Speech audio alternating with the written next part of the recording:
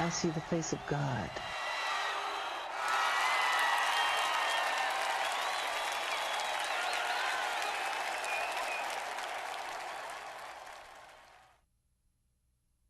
Still planning the memorial service for Michael Jackson. They're dealing with the legal issues, not only the kids, but the estate. And still, they have a lot of questions as to the circumstances surrounding Michael Jackson's death. He was gone too soon and suffered too long. At age 50, Michael Jackson already had one of the longest careers in show business. And I messed up playing my guitar from staring at this chick, and I was nervous on the other half.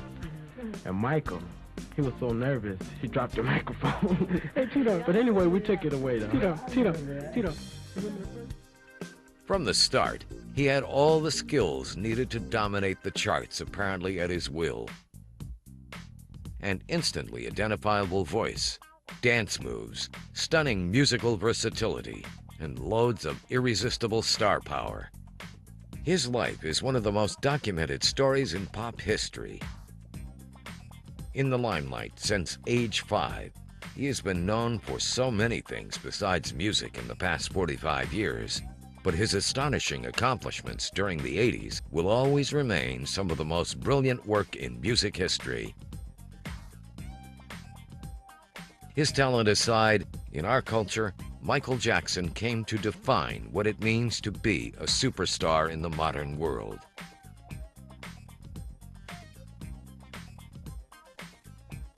As an artist, Michael Jackson hardly ever made a mistake. He broke down racial barriers, transformed the art of the music video, and paved the way for modern pop music.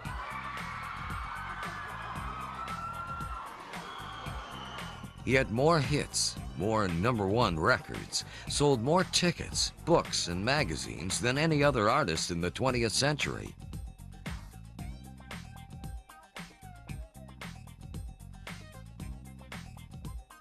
For much of his career, he had an unparalleled level of worldwide influence over the younger generation through his musical and humanitarian contributions. Yet, his life was difficult. From childhood, he was burdened with a demanding and disciplining father, health and financial issues, and a painful search for acceptance while in the midst of constant self-doubt. He felt that he was victimized by abuse, and he was also accused but acquitted of inflicting the same. He made more money than any other artist, but left behind the largest debt ever accumulated by any individual in show business.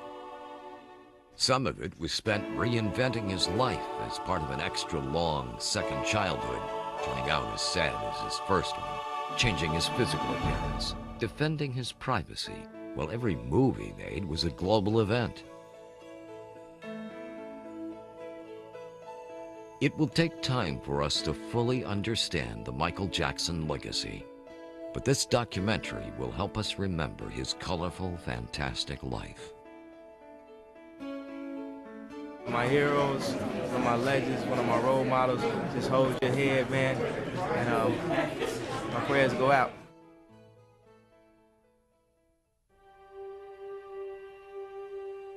Strong family bonds help us to thrive in all aspects of life. Lack of these bonds can lead to forever seeking that something which is missing. Michael Jackson experienced both. Men are frequently measured by being a good father and being a son. Michael had an epic relationship with his father, Joe Jackson, the patriarch of the Jackson family. Their relationship was very complex. Joe Jackson, to me, is a hero, because without Joe Jackson not only giving birth, him and Catherine giving birth to all those wonderfully talented children, Joe knew exactly what to do to make Michael the best.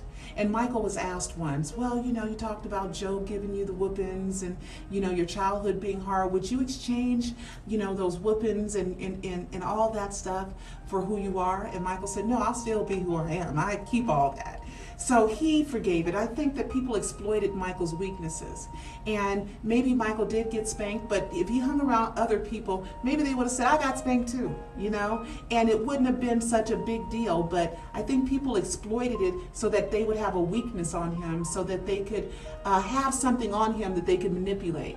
And I believe that even Michael in his later years called his father a genius. And he said, you take one whooping away and I might not be who I am. Do you get any part of what you made? Do you get an allowance, Michael? Right. How much do you get? How much allowance? About $7 a week. $7. The hard work wasn't without professional payoff. Their popularity was immense. Their first 4 major label singles reached #1 on the pop charts. They had a run of 3 years in which every single they released made the Pop 20 charts. The media observed that words fail miserably when it comes to describing how instantly the flashy family captured hearts of all ages. Grandparents wanted to adopt them, kids wanted to be them. You were really discovered by Mayor Richard Hatcher of Gary, your hometown. Tell that story briefly, how you made it. Well, Gary, Mayor Richard Hatcher, he gave a benefit show, and Diana Ross was one of his guests, you know. So we entertained for the show, you know, and we did our thing on stage. And after the show was over, she came backstage and told us how good we were, and she would like to take us to Motown. And so the recording company. Right. So we went to Motown Recording Company. And Barry Gordy and all the staff, you know. Michael Jackson's art and life proved that genius is childhood recaptured.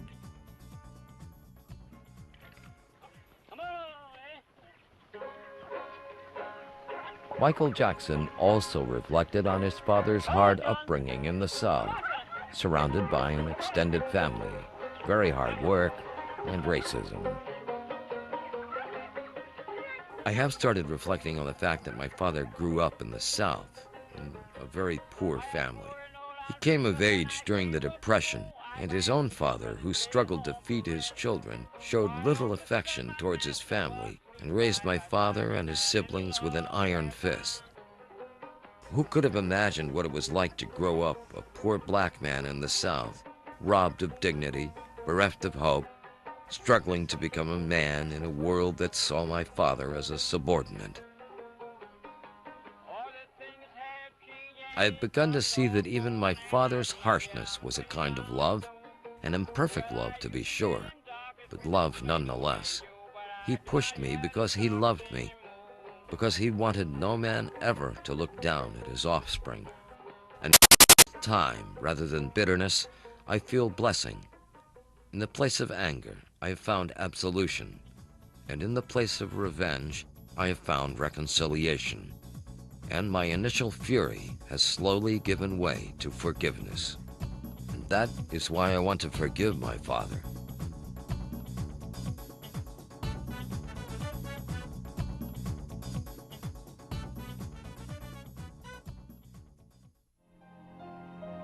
In a world filled with the hate, we must still dare to hope, keep hope alive. In a world filled with anger, we must still dare to comfort. In a world filled with despair, we must still dare to dream. In a world filled with distrust, we must still dare to believe.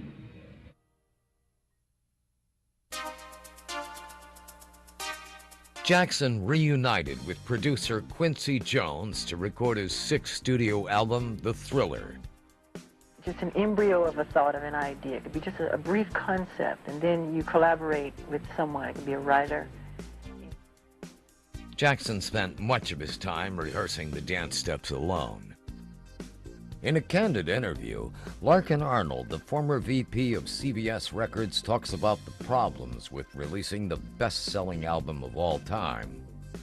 The thing is like I had gotten a directive from the president at Dick Asher that you never are supposed to release a single until the album is finished. He said, do not release any singles until you have the finished master of the album, you know, in your hands. And so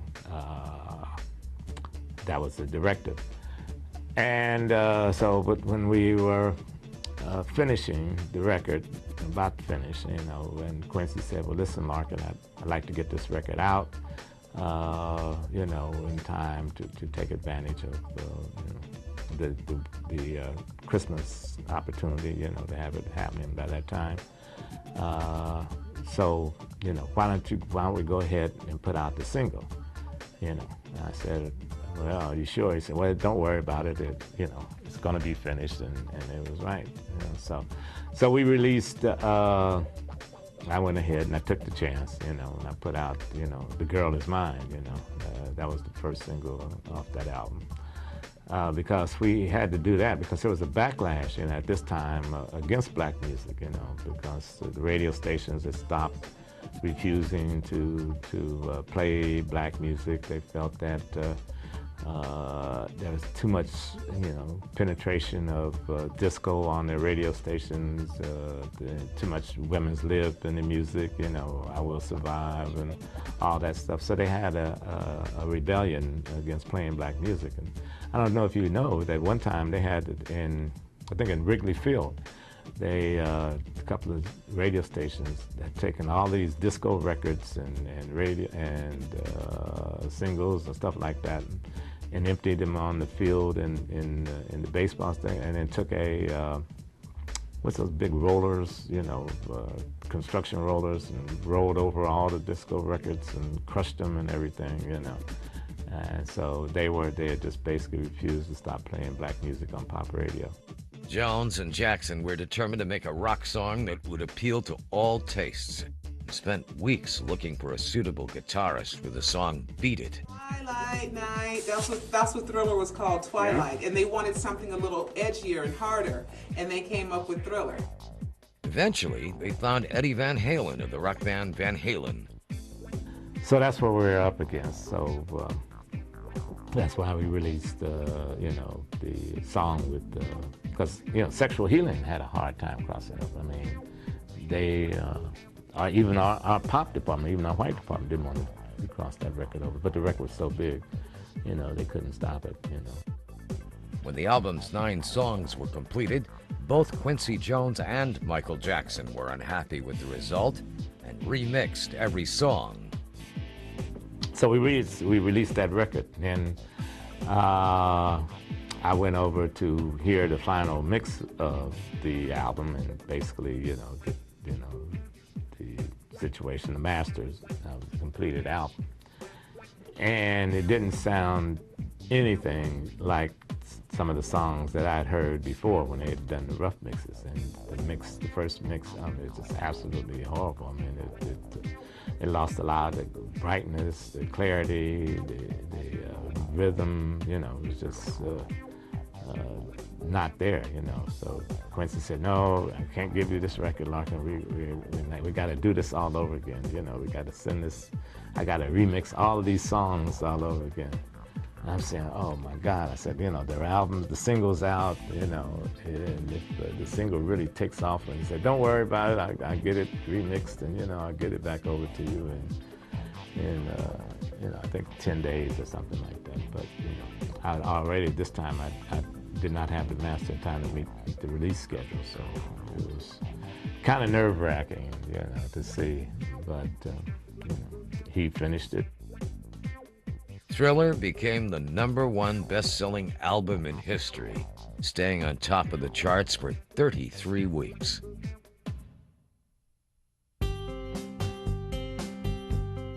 Paul McCartney and Michael Jackson had a fascinating and long relationship. In the 1980s, they frequently appeared on each other's albums. Their joint music video appearances were some of the most popular programs on MTV. During a recording session in London, Jackson temporarily stayed at the home of Paul and Linda McCartney. One night, McCartney talked to Michael Jackson about the significant income potential of the songs he owned the publishing rights to, also revealing that he had made large amounts of money from other artists' songs. You know, if I had a nickel for every time I've taken a guitar out of the case, or in fact done an autograph, I'd be a rich man by now. A couple of years later, Jackson bought the Beatles catalog in a deal worth $47.5 million. I was offered the songs to buy for £20 million. And the problem for me was I didn't want to be Paul McCartney owning John Lennon's bit of the songs. I felt that would be like unfair. I wanted to own my bit of the songs, but I wanted John, or his estate as it then was, to own his side of it. You know, I thought it would be perceived as a bit kind of grabby of me if I just moved in, yeah, I got all the songs. I wasn't comfortable with that. So what happened was I rang up Yoko and I said, we have an opportunity to buy these songs. 10 million to you, 10 million to me, and we'll have it here. And she actually said, I think we can get it for 5. In 1995, Jackson and the Sony Corporation merged their music publishing business, making them joint owners of the Beatles publishing, along with songs performed by Elvis Presley and Little Richard. The deal netted Jackson $95 million. For a while, it was rumored that Michael Jackson would give back the Beatles songs to McCartney, as he did with some of the assets of Sly and the Family Stone. McCartney wrote on his own website that he was not surprised to not be included and was not upset at the apparent snub. He added, "In fact, though Michael and I drifted apart over the years, we never really fell out, and I have fond memories of our time together. He was a massively talented boy man with a gentle soul."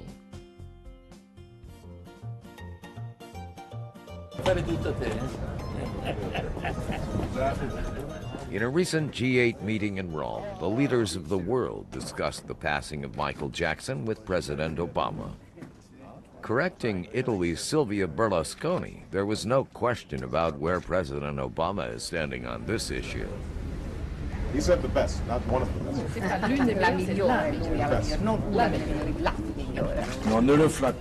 What was his reaction to the death of Michael Jackson? I talked to him about it this morning. Look, he said to me that obviously Michael Jackson was a spectacular... Historically, U.S. presidents from both parties welcomed Michael Jackson to the White House, starting with President Carter. In 1984, President Reagan invited Jackson to the White House to thank him for supporting a campaign against drunk driving. United States, Mrs. Reagan, and Mr. Michael Jackson. Well, isn't this a thriller? I'm delighted to see all of you here today. We haven't seen this many people since we left China. He is totally opposed to drugs and alcohol and is using his popularity to influence young people against them. That's what Reagan wrote in his diary at the time. The most popular and most exciting superstars in the music world today, Michael Jackson. The first President Bush also complimented Jackson, appearing with him in the Rose Garden in 1990, and noting that Jackson had received a humanitarian award from the Capitol Children's Museum. Jackson sang "Heal the World" at President Clinton's first inaugural gala in 1993. President Obama mentioned the great joy that Michael Jackson brought to a lot of people through his extraordinary gifts as an entertainer. Before his death, Michael Jackson became a symbol of resistance for the Iranian post-election movement. And it's also reported that he was about to engage the North Korean dictator Kim Jong-il, an assumed-to-be fan, to help free 2 American journalists imprisoned in North Korea.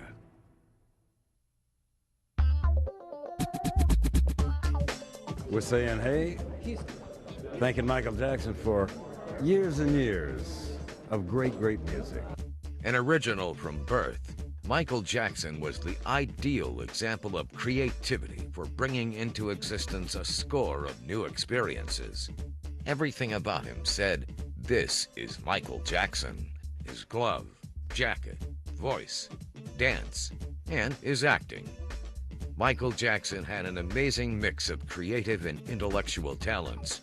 Those would include extremely high musical, verbal, artistic, entrepreneurial, and performance abilities.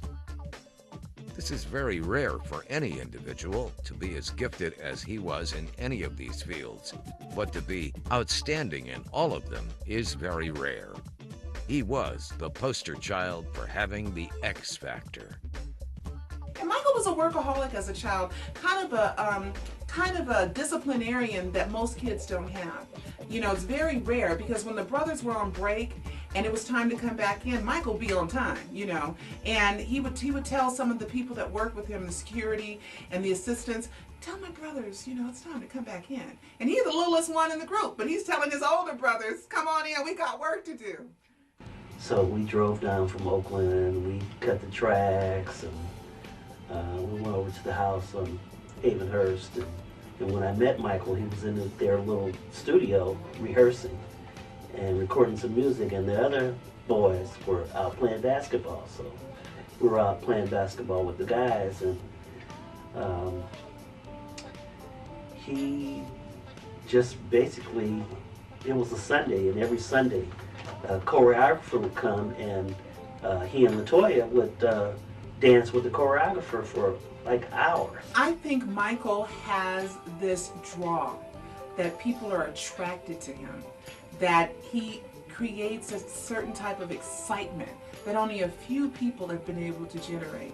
He has an authenticity with his performances that he really likes performing. He really loves it. And when he's in the studio, he dances while he's recording. You know, when he's singing PYT, I mean, he's in the studio jamming, because that's why we were able to relate to him, because we can feel how much he loved to perform. We can feel how much he loved that song that he was singing. We can feel his happiness and his joy when he was singing. And that's what made him great. And also, Michael is a remarkable artist. He can draw. Oh my gosh, he is just one ball of talent. I remember in an earlier interview, one of the brothers saying that, dang, Michael's so good and he doesn't even practice. And that was with basketball.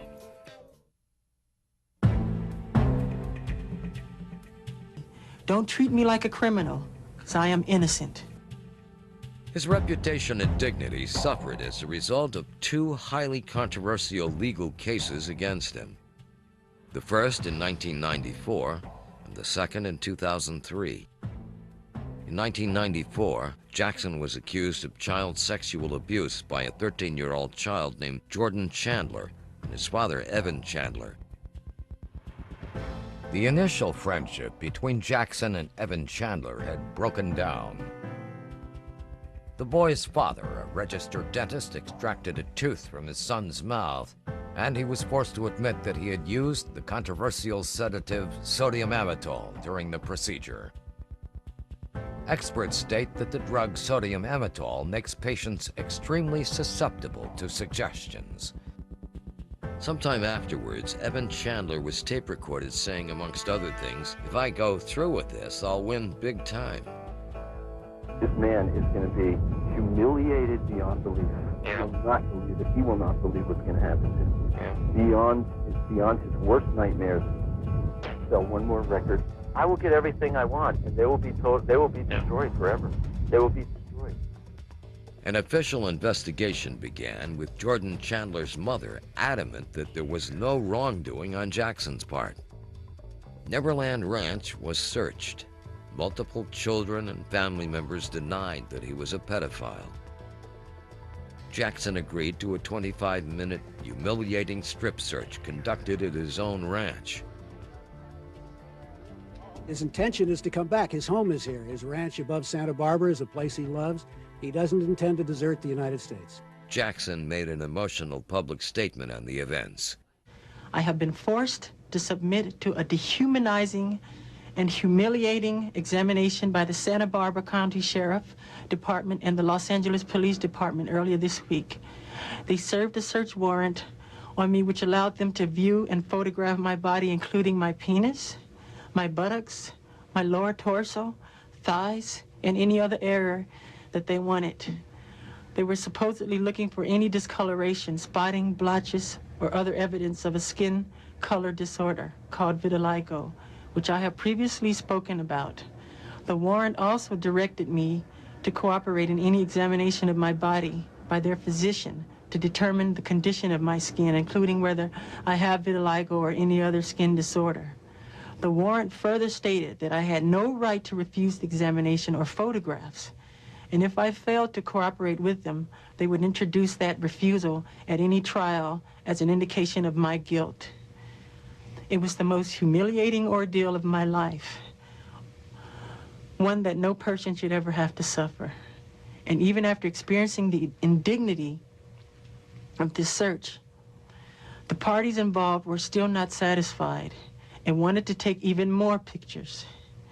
It was a nightmare, a horrifying nightmare.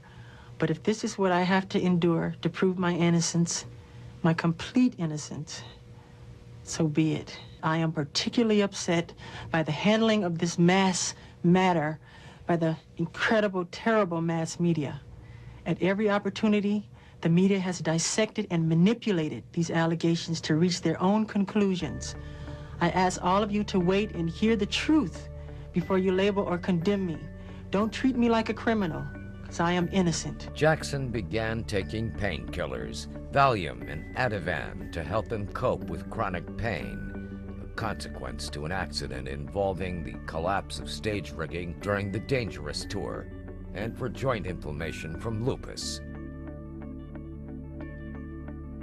He started taking Xanax for panic attacks and stress, stemming from the allegations made against him of child abuse. The stress of the allegations also caused Jackson to stop eating, and he lost a significant amount of weight. With his health in decline, Jackson's friends and legal advisors took over his defense and finances. They called upon him to settle the allegations out of court, believing that he could not endure a lengthy trial. Tabloid reactions to the allegations put Jackson in an unfavorable light. Complaints about the coverage and media included everything from bias against Jackson, accepting stories of alleged criminal activity for money, to accepting confidential leaked material from the police investigation in return for money paid. On January 1st, 1994, Jackson settled with the Chandler family and their legal team out of court in a civil lawsuit for $22 million. After the settlement, Jordan Chandler refused to continue with police regarding criminal proceedings. Jackson was never charged, and the state closed its criminal investigation, citing lack of evidence. In 2003, Jackson was charged with 7 counts of child sexual abuse and 2 counts of administering an intoxicating agent in order to commit that felony. All charges involved the same person making the allegations.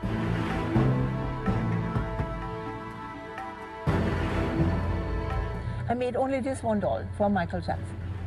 Michael, stay up. You know, we're behind you, and leave the boys alone. Stay away from them. Don't be close to them. We love you, though, and we're behind you. With Michael, when you have 9 children in a 2-bedroom home, you're sharing beds. You know, you are sharing beds. Kids are going to bed, and that you have to have discipline. And Joe and Catherine were very smart to have discipline, because you cannot have chaos with that many people roaming around a little 2-bedroom house. So with Michael in sleeping arrangements, it was nothing. Plus, they shared hotel rooms. They shared beds in hotel rooms, and that's what people don't understand. With Michael, the bed wasn't about sex. It was about going to sleep or watching TV or having pillow fights. So I don't think it's really about him. It's bigger than that. I believe it's really politics behind that. Jackson denied the sexual abuse allegations, saying that the sleepovers were in no way sexual in nature. The People versus Jackson trial began in Santa Maria, California in 2005, 2 years after Jackson was originally charged. When people talk about Michael admitted that he shared his bed with children, what happened was, as someone that was in the courtroom, what happened was Michael would be in the bed, they would watch TV, they'd fall asleep. Once they fell asleep, Michael would make a cot on the floor with sleeping bags and a whole bunch of blankets, and he would leave the kids in his bed, and he'd go sleep on the floor. Outside, there was a large crowd of supporters that waited for Jackson. Fans cheered, they wept, and they hugged each other as they were waiting for the trial to end.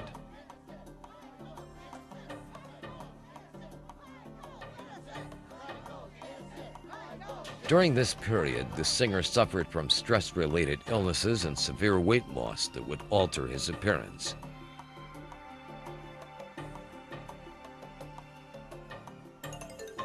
The trial lasted 5 months until the end of May 2005. He was acquitted on all counts. His lead defense attorney, Thomas Misereau Jr., told reporters on his way out of the courtroom that justice was done.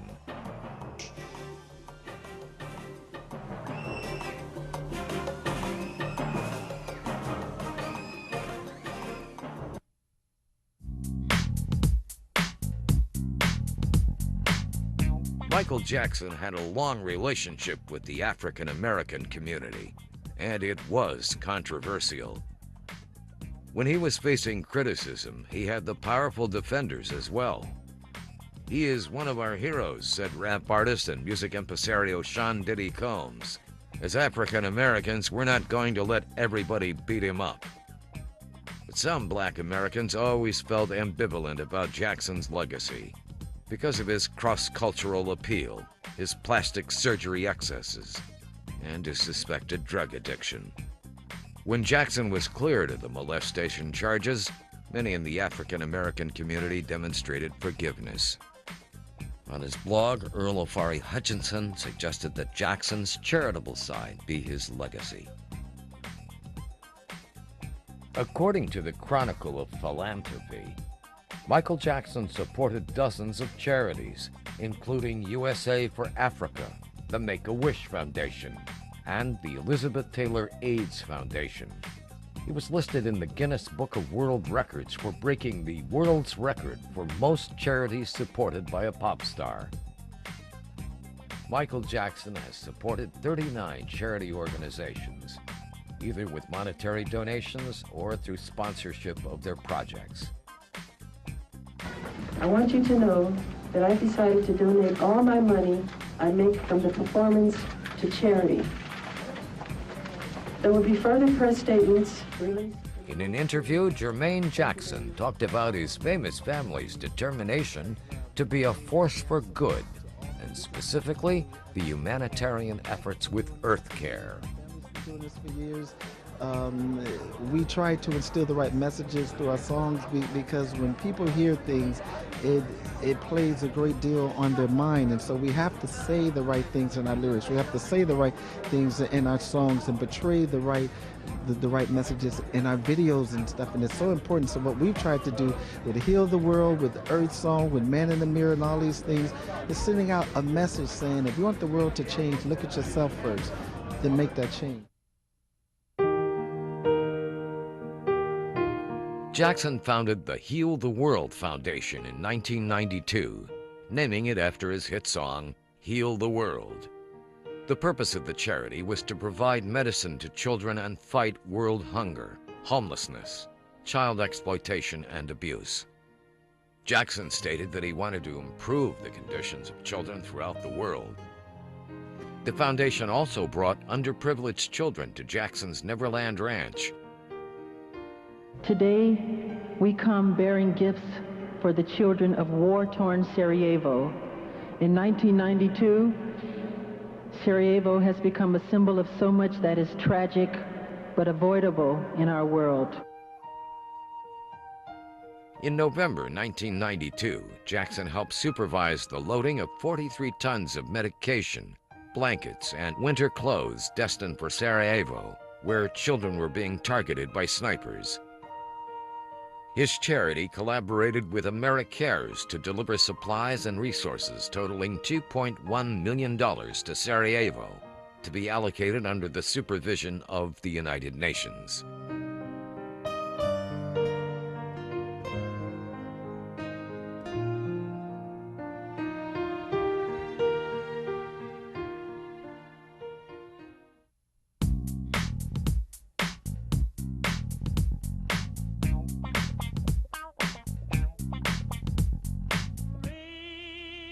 The day after his death, the quiet Encino, California neighborhood where Michael Jackson grew up experienced a total transformation.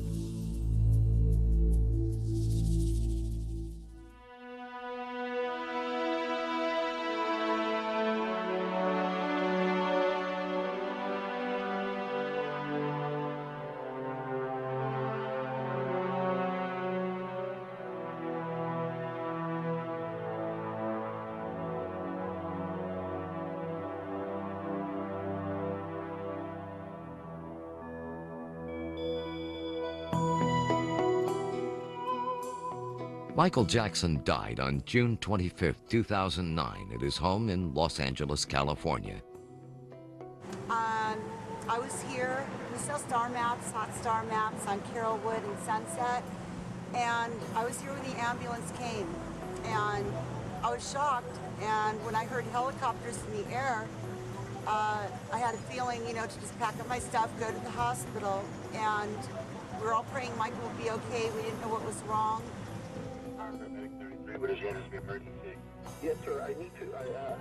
The whole world was frozen in shock and grieving a loss they have yet to understand. As the news broke, many remembered Michael Jackson saying, "People think they know me, but they don't, not really. Actually, I am one of the loneliest people on this earth. I cry sometimes because it hurts. To be honest, I guess you could say that it hurts to be me." He's not breathing, and we're trying to pump him, but he's not. His personal physician, Conrad Murray, says he found Jackson in bed, not breathing, but with a faint pulse, and administered CPR to no avail. Paramedics took Jackson to Ronald Reagan UCLA Medical Center, where he was later pronounced dead. He's on the bed, sir. He's on the bed. Okay, let's get him on the floor. Okay? Okay, let's get him down to the floor. I'm going to help you with CPR right now, okay? We need him. We need a... Yes, we're already on our way there. We're on our way. I'm going to do as much as I can to help you over the phone. We're already on our way. Did anybody see him? Yes, we have a personal doctor. Already, many alternative theories have surfaced about his death. In recent press reports, it appears that LaToya Jackson believes her brother Michael was murdered by a group of conspirators trying to get a hold of his fortune. She believes that they used powerful prescription drugs to keep Michael submissive and under control, and also keep him away from his family. She also claimed that roughly $2 million worth of cash and jewelry was taken from Michael Jackson's rented mansion and has not been accounted for. She felt that her brother did not want to perform the 50 London shows he had agreed to, but was pressured into that agreement.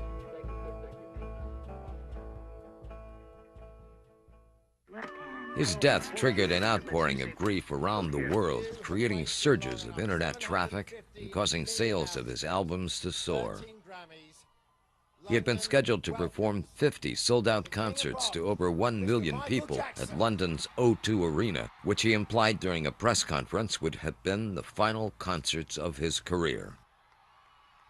The press conference itself turned into a true Michael Jackson event, with its own Twitter page, which encouraged fans to rush to the O2 Arena just to witness Michael Jackson's in-person announcement. Of course, they did. But the press conference started 90 minutes late, and by then, ruining the surprise, the images of the tour posters were already on the web.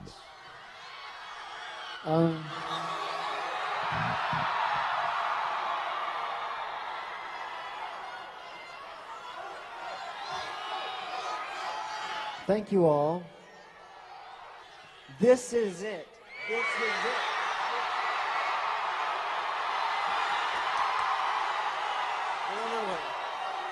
I just want to say that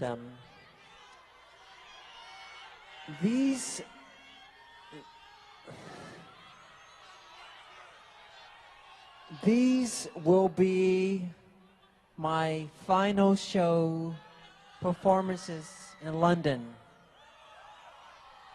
This will be it. This is it. And when I say this is it, it really means this is it.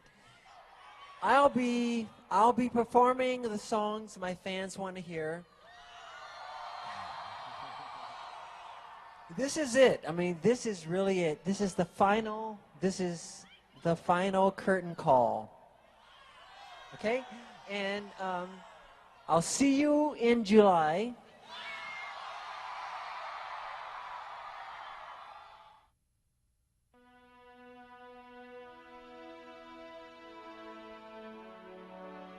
Michael Jackson had a very passionate and special relationship with his fans.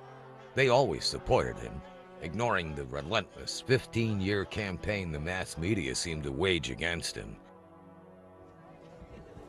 The fans took his side during his trials and all the way to the much too public personal and professional tribulations. Early on, much of his life turned into mystic events for his followers, from dancers to ordinary grandmas and fans everywhere in the world.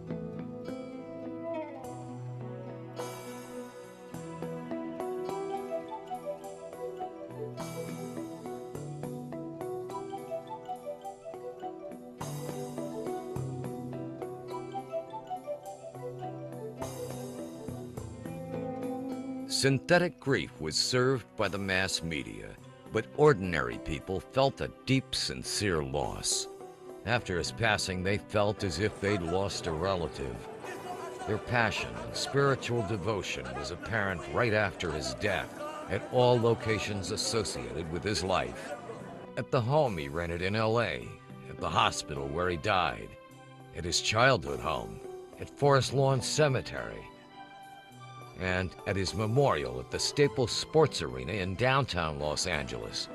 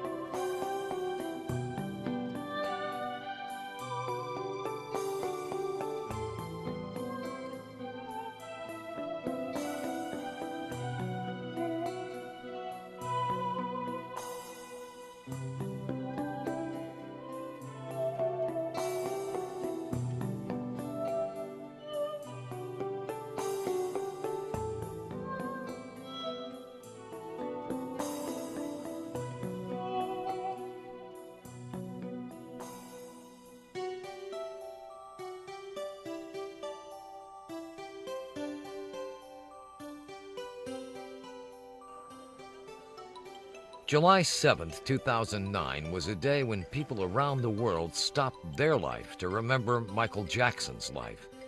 A public memorial service was held at the Staples Center in downtown Los Angeles. Earlier in the morning, a private service at Forest Lawn Memorial Park was held for close friends and family.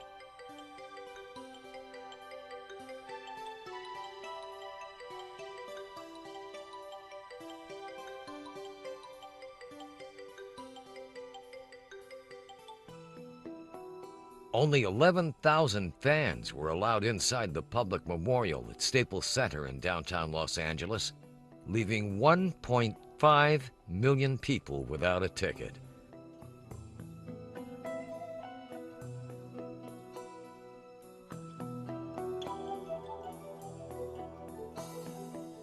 Some of the most beautiful words were spoken by Usher. "May God cover you, Michael. We all lift your name up in prayer."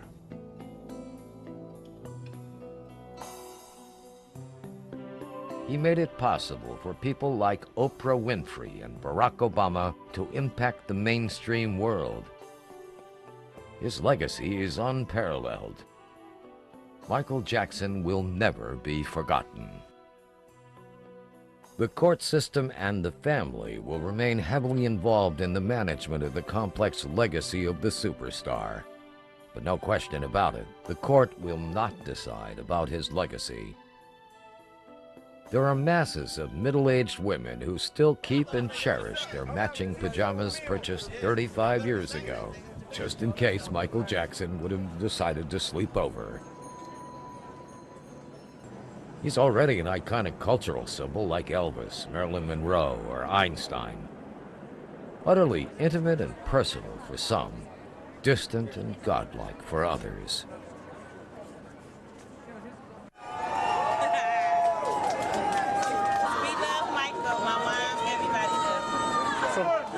Mike's in a better place without being harassed by the media, going through the troubles of life. It's just, you know, just one of those things. We all have to experience that one day. We got to go down that road, you know, and a lot of people say it's much better being at peace. With the way life and times is now, sometimes I think so. But I'd rather live till the end. Well, we wanted to come out here and join the thousands of fans that are out here that love Michael Jackson for being the man that he was, which was a compassionate, loving, giving individual, a kind soul. Everybody knew that he was an animal lover, a very, very huge animal lover, in fact. So we wanted to remind people about one of his songs, which is Man in the Mirror. In that song, he asked everybody to take a look at themselves and make a change. And we thought this was a great opportunity to hold the sign up and make a change for the animals. He loved animals. It was rumored that he was vegetarian, and so we think this sign is fitting, and we urge people to go to people.com or peter.com.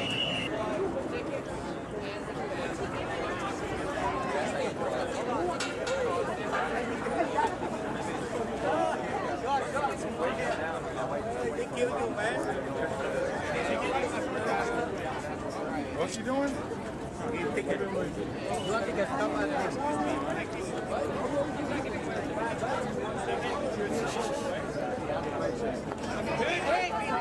came the furthest?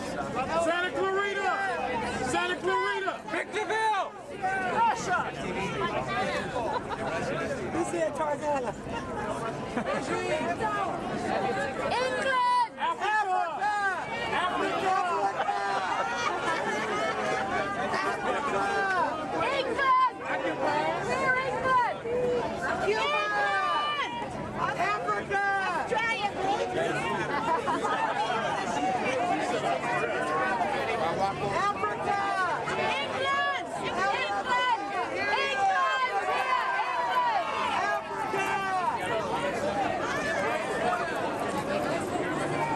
But when I look out of my window, as far as I can see would be people.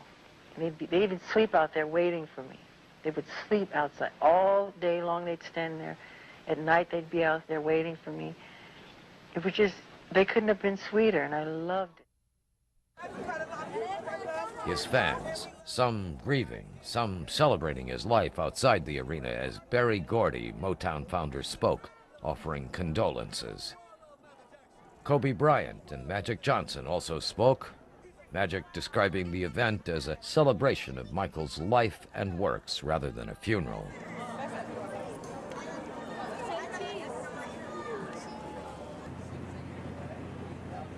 Right now, he's bigger than ever. A shocked Joe Jackson told CNN at the BET Awards. The selling of Michael Jackson has begun.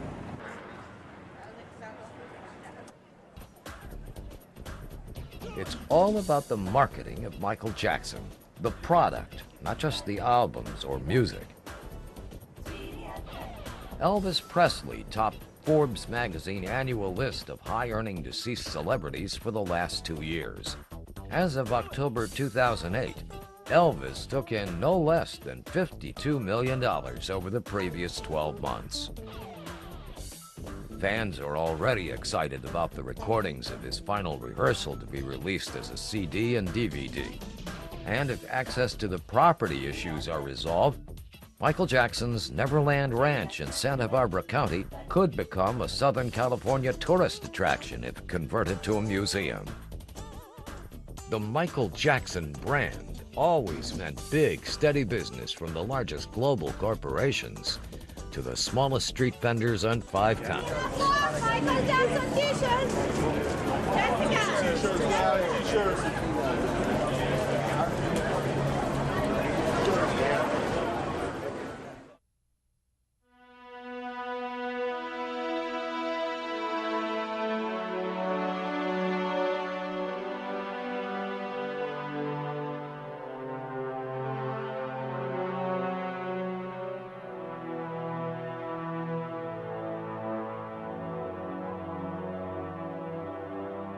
Michael Jackson legacy will not be shaped by his troubled years, but by the majesty of his art and the love of his fans.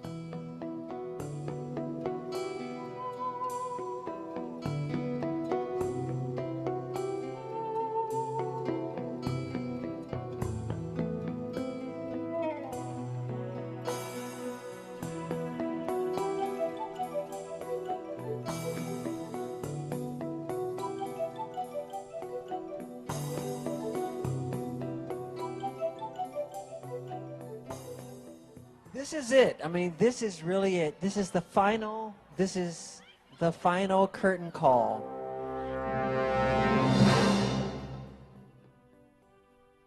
So long.